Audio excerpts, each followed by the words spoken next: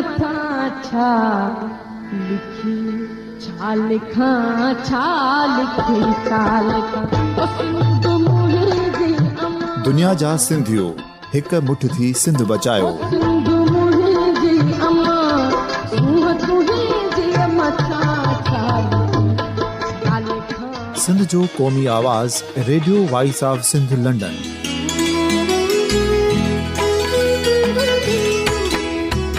Radio voice of Sindh London पंहिंजी नशरियात में सिंध जी सियासत, समाज, इक़्तिसादियात, तारीख़, क़ौमी उमंगुनि ऐं अख़लाक़ियात मुतलिक़ सिंध जी हक़ीक़ी तर्जुमानी कंदे प्रोग्रामनि खे असराइतो बणाइण लाइ सिंध जे घण घुरनि ऐं धरतीअ सां प्यार कंदड़ अदीबनि, दानिशवरनि, सहाफ़ियुनि, उस्तादनि, वकीलनि ऐं हर तबिके जे मानवारनि सजणनि खे सिंध में शऊरी इनक़लाब लाइ सहकार जो सॾु ॾियूं था।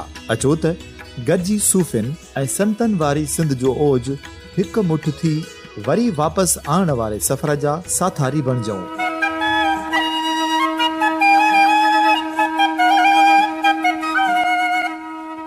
हिक नए सुबुह जी शुरूआत जो पड़ाॾो घर घर, ॻोठ ॻोठ ऐं शहर शहर ताईं पहुचायो।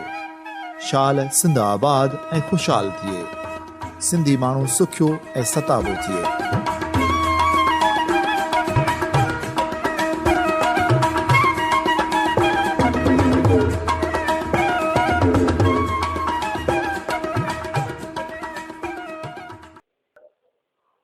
मुझे सामीन radio voice of Sindh London जे हिन प्रोग्राम ॾाह में अवां सभिनी खे भलीकार। आऊं आहियां अवां जो पंहिंजो अली नवाज़ आरी सर। जीअं त हीउ प्रोग्राम ॾाह हर हफ़्तेवार प्रोग्राम आहे जेको radio voice of Sindh London तां ख़ुसूसी तौर नशर थींदो रहियो आहे, जंहिंमें हफ़्तेवार प्रोग्राम सिंधी अदब में औरतुनि जो हिसो सिलसिले खे हलायो वेंदो आहे, जंहिंमें हर हफ़्ते सिंधी अदब जे खेत्र में पंहिंजो पाण मञाईंदड़ किन बि ॿिनि टिनि लेखकाउनि जो तारख, उन्हनि जो अदबी इतिहास तव्हांजे समातनि ताईं पहुचायो वेंदो आहे। जीअं त हिन सिलसिले सिंध ऐं सिंध खां सवाइ हिंदुस्तान में बि रहंदड़ केतिरियूं सिंधी लेखकाऊं आहिनि, जिन जो पिणु तारुफ़ अवांजे अॻियां पेश कयो वेंदो आहे। हिन हफ़्ते असांजो जेके ॿ लेखकाऊं आहिनि उहा आहे सिंध ऐं हिंद जी नाले वारी लेखिका पोपटी हीरानंदाणी, जेका सिंधी अदब जी तमामु वॾी नक़ाद हुई। ऐं ॿी आहे असांजी शाह लतीफ़ ते वधि खां वधि कमु कयल ऐं ख़ासि तौर ते कोस्तान जे हवाले सां ऐं लतीफ़ जा कोस्तान वारे पासे जेका बहिरा रहिया उन हवाले सां उन कोस्ताने वारे लहजे जी, जबल जी, उनजी जेका उन ते जेका शाइरी आहे, सुर सामूंदी आहे, इन पस मंज़र में जेको आहे सो असांजे हिन जीमाइन मुंगाणी तमामु घणो कमु कयो आहे, जंहिंजा शाह लतीफ़ चेयर कराची यूनिवर्सिटी पारां ज़ख़ीम जुल्द छपियल आहिनि तहक़ीक़ जा। मुंहिंजे सामीन सभ खां पहिरीं मुंहिंजे अॻियां पेश करियां थो पोपटी हीरानंदाणी, सिंध ऐं हिंद जी बेबाक लेखिका, कहाणीकार, नावल निगार, नक़ाद, स्कॉलर ऐं शाइरा पोपटी हीरानंदाणी 17 सितंबर 1924 ईस्वी ते हैदराबाद सिंध में रामचंद हीरानंदाणीअ जे घर में ॼाई। हैदराबाद उन वक़्तु अदब जो मर्कज़ हूंदो हो। हिन जो तालुक़ हैदराबाद जे आमिल ख़ानदान सां हो। संदसि वालिद फॉरेस्ट डिपार्टमेंट में गश्ती नौकरी कंदो हो, जंहिंसां गॾु नंढपण में सिंध जा ॻोठ पिणु घुमिया हुआ ऐं उन्हनि ॻोठनि जी सादगी, प्यार, पंहिंजाइप ऐं आहे जे आदरबा जा वहिंवार ऐं ज़हन ते नक्श बणिजी चिटजी विया हुआ। हूअ अञा 10 सालनि जी मस हुई त संदसि पीउ जो सायो मथां लही वियो। उन बाद हिन पंहिंजे जीअण जो मक़सदु पंहिंजे भाउरनि ऐं भेनरनि जी शौरी तरबियत बणाए छॾियो। इन ई मक़सदु ख़ातिर हिन पंहिंजे ख़ुशियुनि जो बलिदान पिणु ॾिनो। पोपटी Kundanmal girls high school Hyderabad मां मैट्रिक पास करण बाद उन स्कूल में मास्तरियाणी मुक़ररु थी, पर हिन जे अंदर में तालीम हासिल करण जी हसरत पोइ बि ज़िंदा रही ऐं हू सुबुह जो स्कूल में मास्तरी करण सां गॾु शाम जो कॉलेज में पढ़णु लॻी। फारसी ऐं संस्कृत ॿोलियुनि में हिनखे शुरू खां ई दिलचस्पी हुई। BA जे इम्तिहान में हिन अंग्रेज़ी ऐं सिंधीअ सां गॾु संस्कृत ऐं हिंदी बि खईं। पोपटी हैदराबादी हवाउनि सां पंहिंजो पाण खे प्रभाईंदे वॾी थी हुई ऐं हूअ जवानीअ जा ॾाका मस चढ़ी त हिंद ऐं सिंध जो विरहाङो थियो। हीउ अहिड़ो विरहाङो हो जंहिंमें धरती धणियनि खां धरती छॾराई वई। सिंध जे शऊर खे ज़ोरी सिंध मां तड़ियो वियो हो। उन्हनि सुजाण सिंधियुनि में पोपटीअ जे ख़ानदान खे बि सिंध छॾणी पई। पोपटी जे सिंध छॾण जो समूरो अहवाल संदसि आत्मकथा जे किताब मुंहिंजी हयातीअ जा सोना रूपा वर्क में दर्ज थियल आहे। पोपटी पंहिंजे आत्मकथा में न रुॻो पंहिंजे सिंध छॾण जो दास्तान टिकियो आहे, पर संदसि आत्मकथा सिंध मां तरजी निकिरंदड़ सभिनी सिंधियुनि जे दर्द जो दास्तान आहे ऐं सिंध जे विरहाङे जो हिकु भरपूर दस्तावेज़ पिणु आहे। उनखां सवाइ हिन आत्मकथा में उन केतिरनि अणवणंदड़ वाक्यनि जो बि ज़िक्र कयो आहे। उन हवाले सां डॉक्टर अब्दुल जब्बार जुनेजे लिखियो आहे, पोपटी पंहिंजे नंढपण तालीम ऐं नौकरीअ जो ज़िक्र करण खां पोइ ॻाल्हि खे अहमियत ॾिनी आहे, सो आहे अक्सर मर्दनि जो बद अख़लाक़ीअ वारो रवैयो। अदीब साथियुनि में बि कहिड़ा माण्हू मिलिया जिन हलकड़ाइप जो मुज़ाहिरो कयो, हुन ते पोपटीअ जो रद्द अमल स्वाभाविक आहे। पोपटी भारत लॾे वञण खां पोइ बम्बई में मास्तरी शुरू कई। 1960 ईस्वी में नेशनल कॉलेज बांद्रा में सिंधी पढ़ाइण लाइ मुक़ररु थी ऐं साॻिए वक़्तु हू कॉमर्स कॉलेज चर्च गेट में पार्ट टाइम प्रोफेसर मुक़ररु थी ऐं प्रोफेसर जे उहिदे ताईं रिटायर कया आहिनि। पोपटी ईरानंदानी नंढपण खां ई बुर्दबार क़िस्म जी ऐं ख़ुददार औरत हुई। हुन जॾहिं प्यार में सौदेबाज़ी थींदे ॾिठी त खुलेआम बग़ावत कई, छो त हिंदुस्तान में अॼु ताईं उहो रवाजु आहे कंहिं बि छोकिरीअ जी शादी थींदी आहे त हुन में घोटेतनि तरफ़ां तमामु घणो ॾाज वरितो वेंदो आहे। हुन हद ताईं जो जेकॾहिं घोट ऐं कुंवार चोरी जा फेरा चोरीअ जा फेरा खाईंदे बि जे घोट ॾाज ते एतिराज़ वारियो त चोरी अध में छॾे हलियो वेंदो। जॾहिं पोपटीअ जी शादी लाइ घोटेतनि पारां ॾाज जी घुर कई वई त पोपटी साफ़ इनकार करे छॾियो त हू मूंखे बि वठनि था ऐं ॾाज बि। अहिड़ी रीति पोपटीअ जो उहो प्यार परवाह न चढ़ी सघियो ऐं पोइ हिन सॼी ज़िंदगी शादी न करण जो कसम खणी छॾियो। पोपटी कूंज रिसाल खे इंटरव्यू ॾींदे प्यार जे सवाल जे जवाब में चयो त प्यार हिकु जज़्बात जो नालो आहे। उन जज़्बात लाइ उमिरि ऐं फ़ुर्सत रुकावट ऐं सहूलियत जा मिलण ऐं विछोड़े जो हिकु क़िस्म जो सिलसिलो, इहे टे ॻाल्हियूं ज़रूरी आहिनि। पोपटी पंहिंजे लिखण जी शुरूआत जे हवाले सां साॻिए इंटरव्यू में जवाबु ॾींदे चयो हो त शुरूआत में मां हिंदीअ में लिखंदी हुयसि, बाद में हिंदी कहाणियुनि मां एडॉप्ट करे के कहाणियूं सिंधीअ में लिखियूं हुयूं। उन्हनि कहाणियुनि खे छपजण जो मौक़ो मिली वियो, उन करे मां सुञाणप में आयसि, न त मां शेर लिखी पाण ई पढ़ंदी हुयसि। घर जे भातियुनि मां भेण खे छॾे ॿियनि खे मुंहिंजनि लिखणनि जी ख़बर ई कोन्हे। सिर्फ़ु ख़बर अथनि त मां किताब लिखंदी आहियां। उन्हनि वटां उत्साह मिलण जो त सवाल ई नथो हुजे। मूं वटि को बि नज़रियो कोन्हे।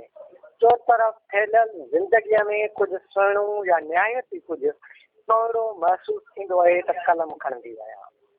साॻिए इंटरव्यू में हू हिकु सवाल जे जवाब में चवे थी त क़ौम ख़ातिर पंहिंजे वक़्तु आहे कुझु न कुझु करणु पंहिंजो धर्म सम्झां थी। पोपटी जो ही इंटरव्यू बाद में सिंध मां निकिरंदड़ औरतुनि जे रिसाले सर्दियूं में जनवरी 2006 ईस्वी में छपियो। पोपटी बिना के उत्साह मिलण जे, बिना के हिम्मत अफ़ज़ाईअ जे तसलसल सां तमामु घणो लिखियो ऐं सभिनी सिन्फ़नि में हिन भरपूर निभा कयो। हिन ज़िंदगीअ जे समूरनि कड़ायनि तोड़े मिठाइनि खे पंहिंजे लिखणनि जा आम ताईं आंदो। हिन पंहिंजी ज़िंदगीअ में खोड़ सारा मुल्क घुमी ॾिठा, खोड़ सारा मुशाहिदा माणिया, जंहिं करे संदसि लिखणनि में रंगीनी महसूसु थिए थी।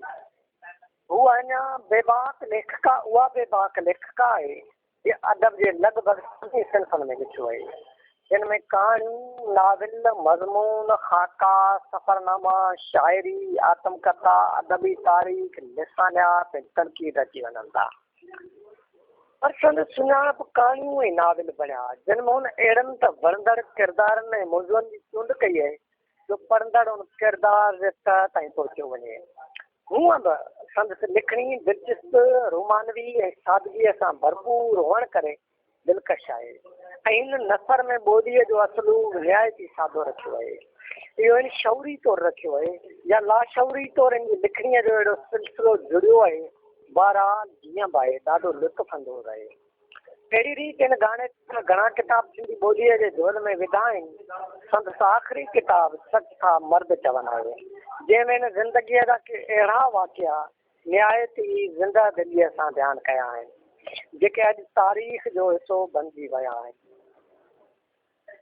ॿियनि किताबनि में सिंधी काल ऐं अॼु, माणक मोतीलाल, शाह जो सुरमियूं, ज़िंदा सां क़ौम रहंदी, शाह, सिंधी तहज़ीब जो रूह संदसि आम तरीन किताबनि में ॻणिया वेंदा आहिनि।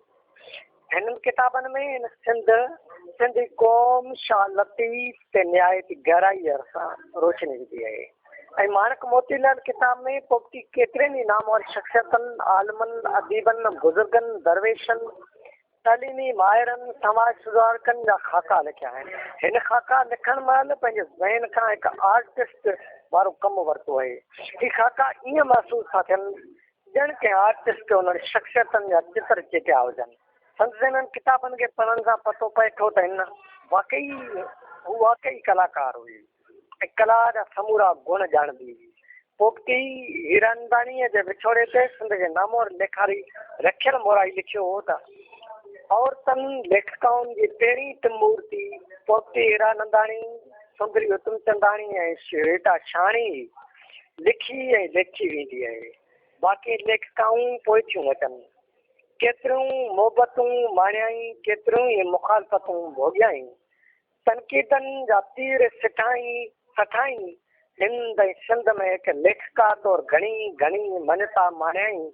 17 दिसंबर 2005 ते मुंबई जहिड़े महानगरीअ में सिंध खे हिकु भेरो ॾिसण जी ख़्वाहिश दिलि में सांदे दम ॾिनाई। पोपटी पंहिंजे लिखणियुनि जे एवज़ खोड़ सारियूं तनक़ीदूं बर्दाश्त कयूं, पर पोइ बि हिन लिखण खां फरारियत कोन वरिती ऐं हूअ मुसलसिल लिखंदी रही, बेबाकीअ सां कलम जी नोक सां इंसाफ़ कंदी रही ऐं समाजी उणायनि खे वाक़ो कंदी रही।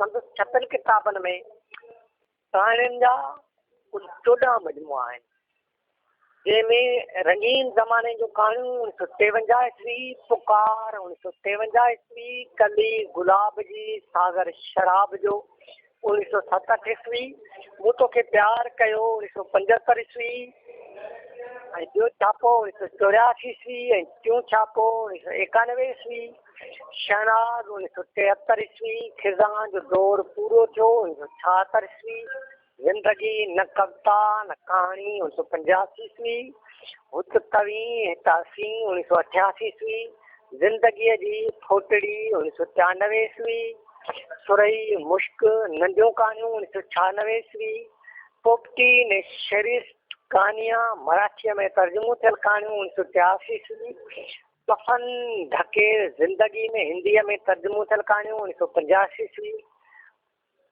कवर्ड अंग्रेज़ी में तर्जुमो थियल कहाणियूं 1987 ईस्वी, चूंड सिंधी कहाणियूं तरतीब हीरे शिवकाणीअ सां गॾु 2001 ईस्वी शामिल आहिनि।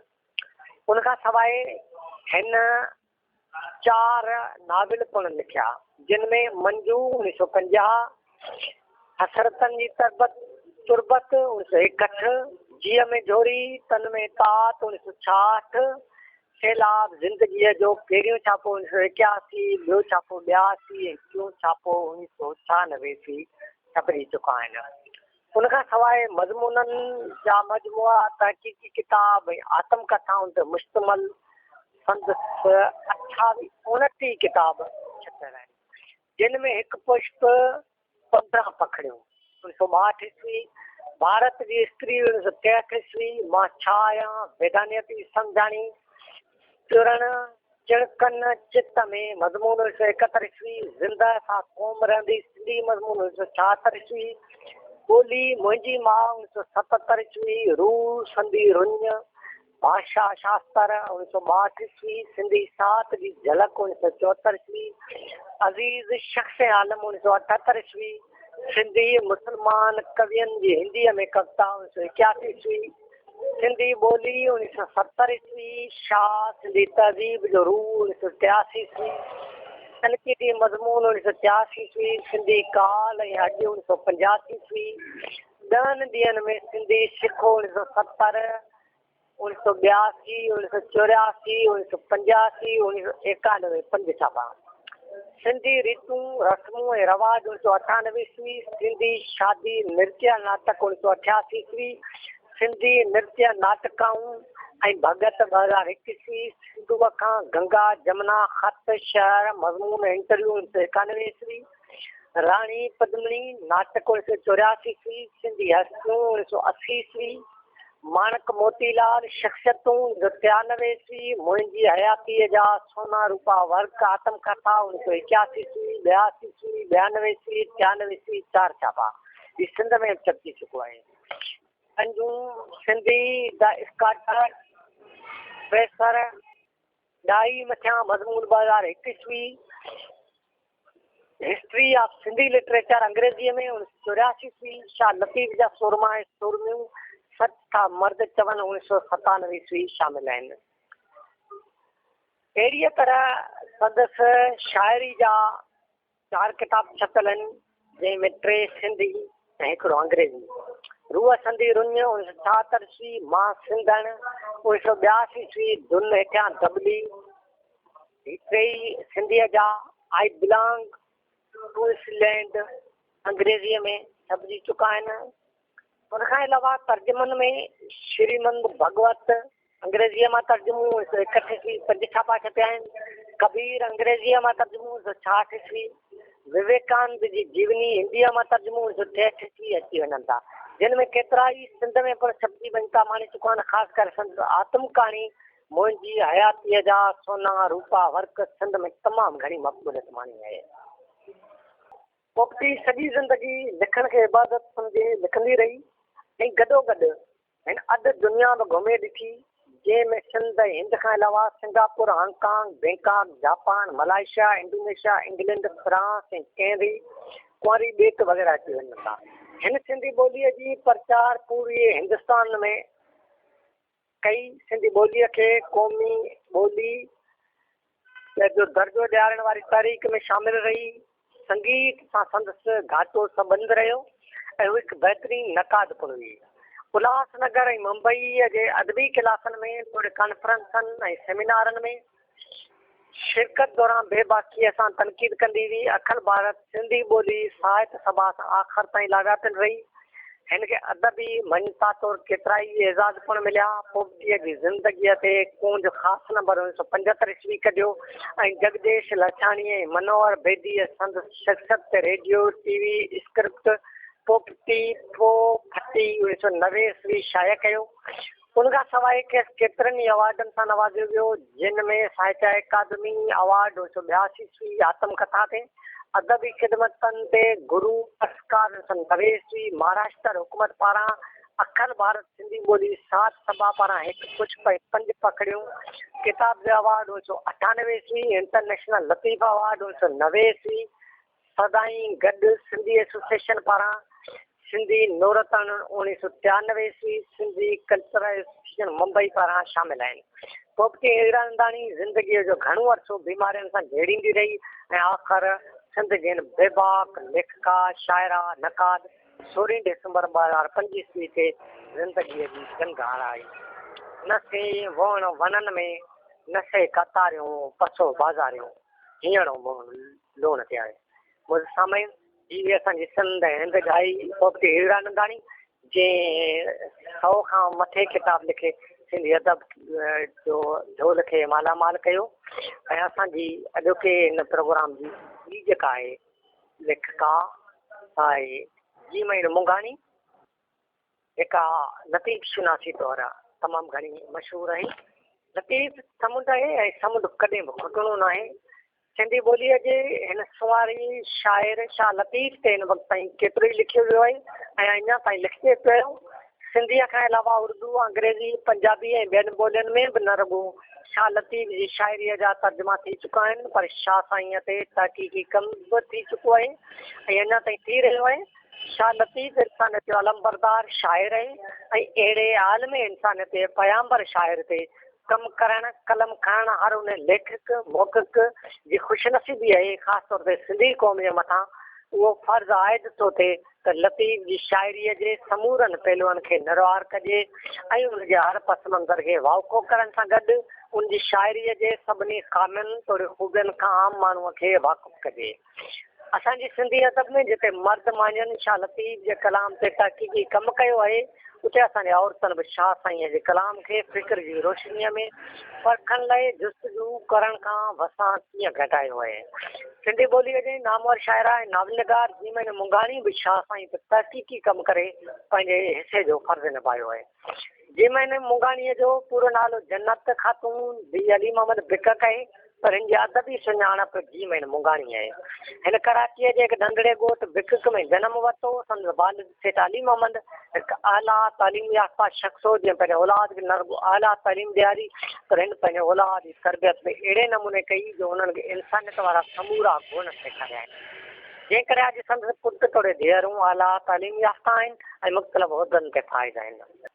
जीमन मुंगाणी ॿारहं अदब खां लिखण जी शुरूआति कई ऐं अॼु संदसि नालो शाइरनि, मौक़िक़नि ऐं फ़नून लतीफ़ जे माहिरनि में ॻणिजे थो। हिन जी पहिरीं लिखणी 1970 ईस्वी वारे ॾहाके में हिलाल पाकिस्तान अख़बार जे औरतुनि वारे सुफ़े सुगड़ियन सथ में छपी। हीउ दौरु सिंधी अदब जो तमीरी दौरु चई सघिजे थो, छाकाणि जो हिन ॾहाके में सिंधी अदब में केतिरा ई नवां लेखक उभरी आया। उनखां पोइ मुख़्तलिफ़ मौज़ूअनि ते संदसि लिखणियूं सिंधी ॿोलीअ में छपजंदड़ मशहूरु रिसालनि में छपजणु शुरू थियूं ऐं 1982 ईस्वी में कहिड़े मुंहिंजे हिसाब उन्हनि सां संदसि नाविल रोज़ाने हिलाल पाकिस्तान में किस्तवार छपियो। हिन नाविल खे पढ़ंदड़नि पारां तमामु घणो पसंदि कयो वियो, छाकाणि जो संदसि लिखणीअ जो अंदाज़ तोड़े लहजो आसलूब ऐं रवानी हर कंहिंजे दिलि में पेई वेंदड़ हुई। उनखां पोइ संदसि 12 कहाणियुनि जो किताबु पतंग पुठियां डोड़ 1986 ईस्वी में आगम पब्लिकेशन हैदराबाद पारां छपियो। संदसि कहाणियूं बि ॿाराणनि ख़्याल खां ॾाढियूं दिलचस्प ऐं ॿाराणी ज़हनियती सतह ते हुअण करे ॿारनि खे ख़ूब वणियो। अहिड़ीअ तरह जीमन मुंगाणीअ जी शाइरी जो सिलसिलो बि गॾोगॾु जारी रहियो। मुख़्तलिफ़ वक़्तनि ते संदसि शाइरी केतिरनि रिसालनि में छपजंदी बि रही। बाद में संदसि शाइरीअ जा 2 किताब ख्वाबनि जो ऐवान 1999 ईस्वी सोजरो पब्लिकेशन कराचीअ पारां ऐं रोला ख्वाब 2006 ईस्वी संत कंवर राम फाउंडेशन अहमदाबाद पारां छपजी पधिरा थिया। संदसि शाइरी में अवामी एहसास, जिद्दत, ॿोलीअ जी पुख़्तगी ऐं ख़्याल तरक़ी पसंदि आहिनि। उन बाद संदसि लाड़ो लतीफ़ियात ॾियणु थियो त मुसलसिल शाह लतीफ़ ते ई कमु कंदी रही, जंहिंसां संदसि नालो अञा ताईं गॾियल आहे। लतीफ़ियात ते जीमन मुंगाणीअ जो तहक़ीक़ी पोरियो ख़ासि करे लतीफ़ जे ॿोलीअ ते कोस्तानी हवाले सां कयल कमु तहक़ीक़ जे लिहाज़ खां तोड़े मौज़ूअ जे हवाले सां बि हिकु तारीख़ी हैसियत रखे थो। संदसि पहिरियों किताबु छपर कींदे 2002 ईस्वी में ऐं साॻिए मौज़ूअ जो ॿियो किताबु शाह लतीफ़ जी ॿोलीअ जो तहक़ीक़ी जाइज़ो 2006 ईस्वी में शाहज़रती भिटाई चेयर कराची यूनिवर्सिटी पारां छपजी पधिरा थिया। तमामु घणो तहक़ीक़ी कमु आहे। संदसि किताब जी नज़रसानी ऐं एडिटिंग नामवर मौक़िक़ डॉक्टर फमीदा हुसैन कई ऐं शानदार मुक़दमो बि डॉक्टर साहब लिखियो आहे। पाण मुक़दमे में लिखे थी त जीमन मुंगाणी 70 ॾहाके में नई कईअ जी हिकु सिंधी लेखिका तौरु उभरी ऐं बरख सिंधी अदबी रिसालनि में तख़लीक़ी लिखणनि नसर तोड़े नज़म ज़रिए पाण मञायो। हींअर हूअ सीनियर सिंधी लेखिका आहे ऐं भिटाई संदसि मुताले जो मर्कज़ आहे। हू भिटाई जे रिसाले जी अहिड़ी तकमील चाहे थी जंहिंमें उहे सभु बैत ऐं वायूं हुजनि जेके भिटाई पाण ॻायूं हुयूं। हुनजी मंशा आहे त भिटाईअ जी ॿोली ऐं हिन जे लफ़्ज़नि जो पस मंज़र सही पिराए सां ॾिनल हुजे ऐं रिसाले में कंहिं बि भुल चुक जी का बि गुंजाइश न हुअणु घुरिजे। मुंगाणीअ जी इहा मंशा इमाम मससी जे कशाले खां घटि कान्हे। डॉक्टर साहिबान जी मथीं ॻाल्हि 100% सच आहे लतीफ़ ते तहक़ीक़ जबल जागण बराबरि आहे। रुञनि में रुलण ऐं पेर पिठूं करण वारो माण्हू ई शाह लतीफ़ जी ॿोली, उनजे ग्रामर थोरे लफ़्ज़ी मानाउनि खे सम्झी सघंदो। हिन कम जे लाइ गुरुदामन वांगुरु ॻोठ लकाइणा पवंदा, ॿाराड़ियुनि जे आम माण्हुनि सां मिलणो पवंदो, उन्हनि जे आम इस्तेमाल जी ॿोलीअ खे महफ़ूज़ करणो पवंदो, तॾहिं वञी शाह लतीफ़ खे सम्झणु कंहिं क़दुरु आसान बणिबो। पर वरी बि जस आहे सिंध जे हिन हुंवार नियाणीअ खे जंहिं पीढ़ी जो पथर रचियो आहे। हुन खां सवाइ संदसि हिकु नाविल रुञ 2006 ईस्वी में सिंधी अकेडमी दहलीअ पारां छपिजी पधिरो थियो आहे। हिन नाविल जो ॿियो छापो सिंधी अदबी बोर्ड पारां बि थोरो वक़्तु अॻु में छपिजी पधिरो थी चुको आहे। हिन नाविल जो तवील मुआद ताज बलोच लिखियो आहे। हिन नाविल में हिकिड़ी जाइ ते हू लिखे थी, लखे करोड़े सालनि खां पोइ जॾहिं असांजी क़ौम जे पथरियल जिस्मनि लाइ को पुछंदो, सवाल कंदो त केरु हुआ, त उते को बाशऊर माण्हू चवंदो ही उहा क़ौम हुई जेका पंहिंजी बका ऐं ज़िंदा वजूद लाइ विड़ी न सघी ऐं नाबूद थी वई। हिन शाइरी नाविल लाइ तहक़ीक़ खां अलावा कोस्तान जे माण्हुनि ते ख़ाका बि शाहकार लिखिया आहिनि। संदसि ख़ाकनि जो मजमूओ मुंहिंजो कोस्तान जे नाले सां सिंधी अदबी बोर्ड जामशोरे पारां 2014 ईस्वी में छपिजी पधिरो थियो आहे। ख़ाको लिखणु हिकु फ़न आहे ऐं हिन उन फ़न सां बि ख़ूब निभायो आहे। हिन किताब जो तहक़ीक़ी ऐं तफ़सीली मुक़दमो लेखका पाण लिखियो आहे, जंहिंखे आऊं त कोस्तान जो सफ़रनामो ई चवंदो, छाकाणि जो किताब में कोस्तान जी जेका अकासी कई वई आहे उतां जे माण्हुनि जी रहणी कहणी खां वेंदे जाग्राफी, रीतू रस्मूं, ॿोली, लहजो, शाइरी, अदब खां वेंदे कोस्तान जे घेड़, घाटनि, लकनि ऐं लयनि जो ज़िक्र शामिल आहे। ख़ाका नवेसीअ में हिकु मुनफ़रद किताब आहे जंहिंमें आम माण्हुनि जी ज़िंदगियुनि तां ज़ंग लाहे रोशन कयो वियो आहे। हूअ ताज बलोच जी इदारत हेठि निकिरंदड़ रिसाले माहवार सोजरो मैगज़ीन जी वॾे अरसे ताईं टीवी एडिटर बि रही चुकी आहे। शाह लतीफ़ ते तहक़ीक़ वारे कम में मसरूफ़ हुअण सबबु सोदरे खां पासीरी आहे। उनजे बावजूदि हू एडिटोरियल बोर्ड सां सलाह ॾियलु आहे। पाण हिन वक़्तु कराचीअ में रिहाइश पज़ीर आहे ऐं संदसि लतीफ़ ते तहक़ीक़ वारो कमु अॼु बि जारी ऐं सारी आहे। मुंहिंजो साम्हूं radio voice of Sindh London जे जग मशहूरु प्रोग्राम 2010 में असां अॼु पेश कयोसीं सिंध हिंद जी नाले वारी लेखिका सोफी हीरानंदाणी ऐं लतीफ़ ते तहक़ीक़ कंदड़ मुनफ़रद मौक़िफ़ ज़ीमैन मुंगाणी जो तारफ़। ऐं हाणे अवां पंहिंजे मेज़बान अली नवाज़ वारी सर खे ॾींदा इजाज़त। साथ सलामत, सिंध सलामत। अवां जी समातुनि ताईं radio voice of Sindh London